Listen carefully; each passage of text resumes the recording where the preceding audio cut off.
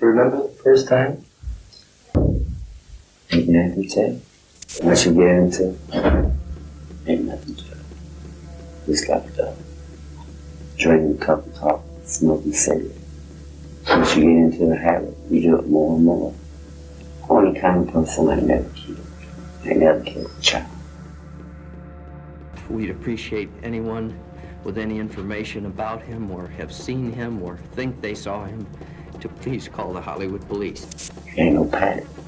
A person's a killer anyhow. It don't make a difference who it is. If you stomp on a bug, you still killing. So it don't make a difference what you kill. We've searched and searched for Adam, and we haven't found a body. So everybody thinks he's alive. We do too.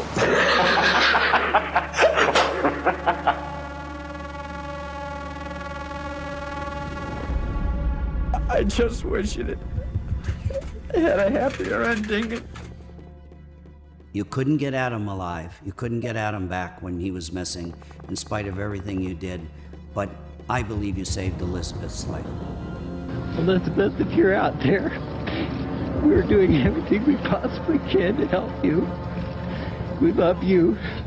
We want you to come home safely to us. I remember waking up to the voice saying, I have a knife at your neck. Don't make a sound. Get up and come with me. I opened my eyes. Standing above me was this dark shadow of a man. As he was taking me out through my house, he had whispered to me, if you scream, if you yell, I'll kill your family or I'll kill you. The next thing I remember after going to sleep was Mary Catherine coming around the bed to Lois's side and saying, Mom, somebody's taken Elizabeth. As I went from room to room checking, it became more and more of a reality that, no, she was not here. I came down the steps. She was not there. And it really erupted when Lois came down the stairs and turned on the lights in our kitchen and saw the screen cut. Mary Catherine had come down and said, you're not going to find her, a man's taken her. And you just can't even imagine what was Elizabeth going through. Lois was yelling, call 911, and that was the first thing that happened. The latest on a developing story, and it involves every parent's worst nightmare. Authorities in Salt Lake City, Utah say 14-year-old Elizabeth Smart was taken from her bedroom in the middle of the night. Elizabeth, if you're out there, we're doing everything we possibly can to help you. We love you.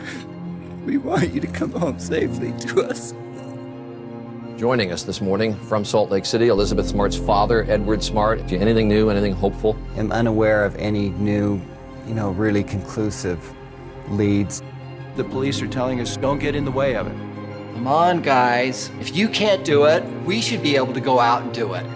This was not going to turn out good. And every homicide investigator I've known throughout this country felt exactly the same way. One of the things about the Elizabeth Smart case that bothers me the most and makes me sick to my stomach, after 8 months, FBI was ready to close down the case. Salt Lake City Police, they believe that she was probably dead in the desert.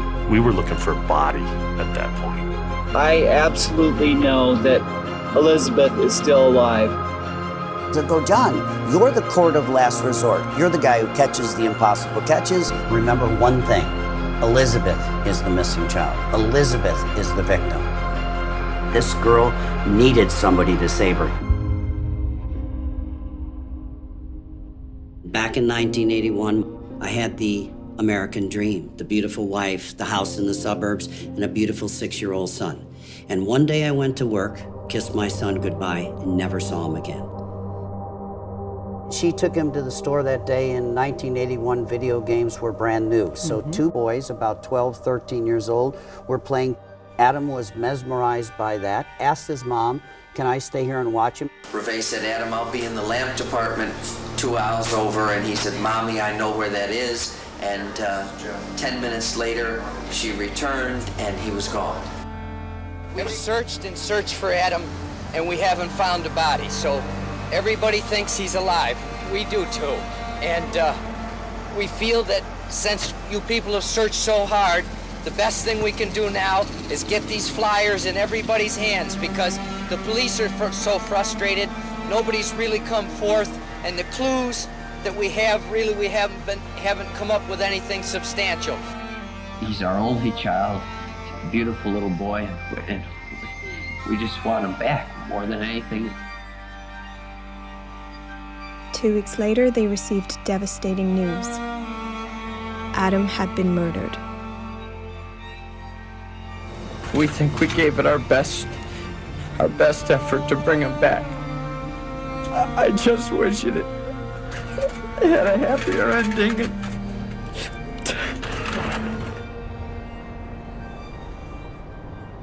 I was at my most darkest point, and I'd gotten all kinds of advice from rabbis and Protestant ministers and Catholic priests. None of it worked for me. I really felt there was no God, no higher power.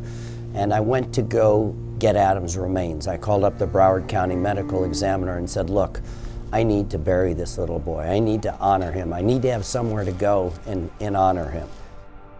I got in his office and I said, I want Adam's remains and I want him tomorrow. And I want to bury that little boy. And he said, you can't have his remains.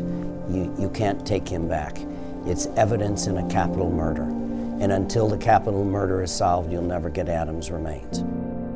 And he says, look, you mounted the largest search effort for a missing child. You used your business contacts, the airlines, you did things that were never done. Why don't you make a difference?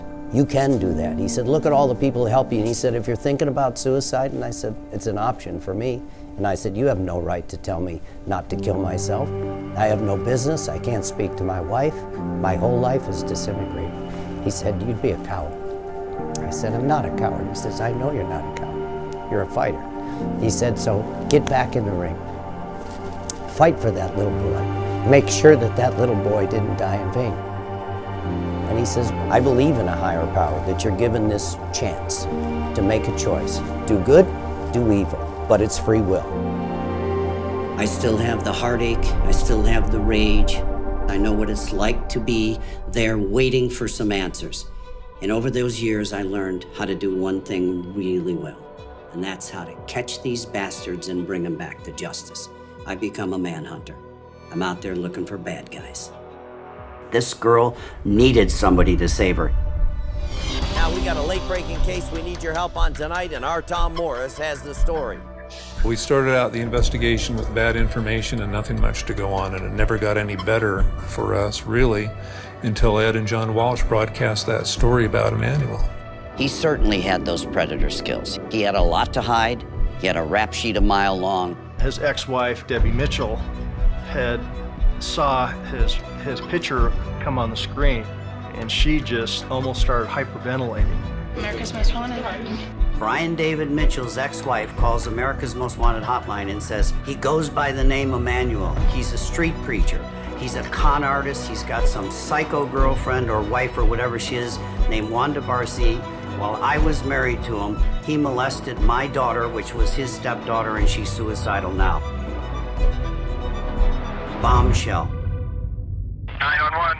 Yes, I think I see that Emmanuel they're looking for, and he's with two ladies. My dispatcher said we got a report of some citizens calling in, some suspicious people walking down State Street. A whole bunch of police cars pulled up next to us. Officer Jones was talking to the male individual. My attention was drawn to the female. And when I took a closer look at her, I recognized her as possibly resembling Elizabeth Smart. She was visibly shaken. Her heart was pounding so hard you could see it moving her shirt. She kept kind of looking over towards him. He was telling Officer Rasmussen at the time, you're not allowed to talk to her, she's my daughter, don't talk to her. At that point, I took her aside and said, you know, you look a lot like Elizabeth Smart, and I think you are Elizabeth Smart. And your family is looking for you, and you need to make contact with them, Elizabeth. I'd spent the last 9 months being very abused. We told her, you're safe now. It's over. All you have to do is say, you're Elizabeth Smart. Her eyes welled up with tears. You could tell she wanted just to physically say it, but she wouldn't. My captors are both right there with those same threats and the same pressures of if you don't do exactly what we've told you, exactly what we've prepared you for, we're gonna kill you. Brian Mitchell's off to the side, still kind of talking, still trying to be loud. Why didn't she run? She was 14 years old. Why didn't she escape when she could? Well, first of all, this guy broke into her house in the middle of the night and kidnapped her and told her every single day, if you run or you try to run, I will go back and kill your little sister. I will kill your mother. You don't have a right to question why this girl didn't run away. What if the policemen didn't believe me? What if they released me back to Mitchell and Barzee? What would they do to me? What would they do to my family?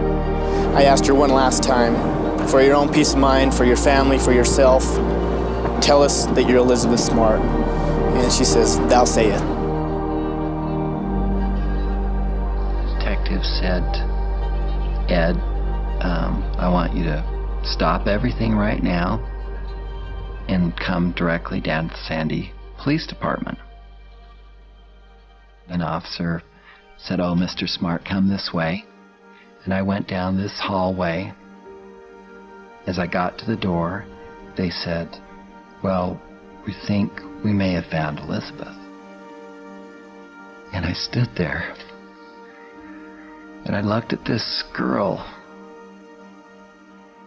and I just started crying. And finally I said, Elizabeth, is it you? And she said, yes, Dad, it's really me. And then she started to cry. I was so happy when I saw him, when he came running over and just grabbed me in his arms. I knew that nobody would ever be able to hurt me ever again. I'll never forget it. I was the one who got tears in my eyes because Ed said, you couldn't get Adam alive. You couldn't get Adam back when he was missing, in spite of everything you did.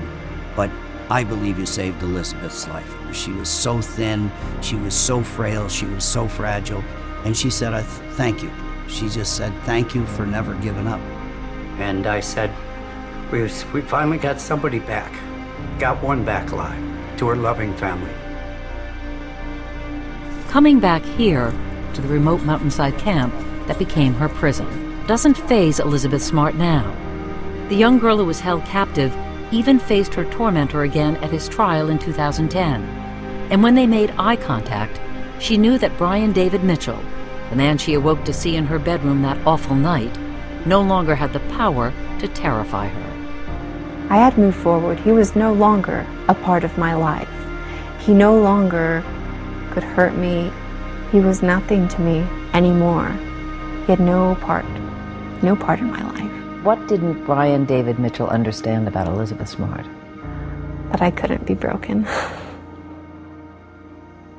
Now to a dramatic turn in the story of John Walsh. As you know, he's made a career out of helping police solve crimes on his TV show America's Most Wanted. But there was one case he couldn't crack, the murder of his own son, Adam. Now, more than a quarter century after the 6-year-old disappeared, police in South Florida have declared the case solved. I say to parents of missing children, murdered children, to all crime victims in America, don't give up hope. Sometimes you have to stay in there yourself. Sometimes you're the best and last hope to get justice. We never give up. I've learned over the years, don't give up. Anything you can do. I think everybody is presented with challenges, some greater than others. I was given a real challenge, and I think you stop feeling sorry for yourself. You start thinking about the people that love you and helped you and supported you, and you get back in. You saddle up. You literally saddle up, and you go in there and you try to make sure that your life has some merit to it. On New Year's Day 2002, 13-year-old Alicia stepped out of her parents' home and into a living nightmare. She had agreed to meet a friend she'd been chatting with online for 6 months. We were having a family dinner, and between dinner and dessert, as I was clearing the table, Alicia went up to her room. we called her down for dessert, and she was gone. This picture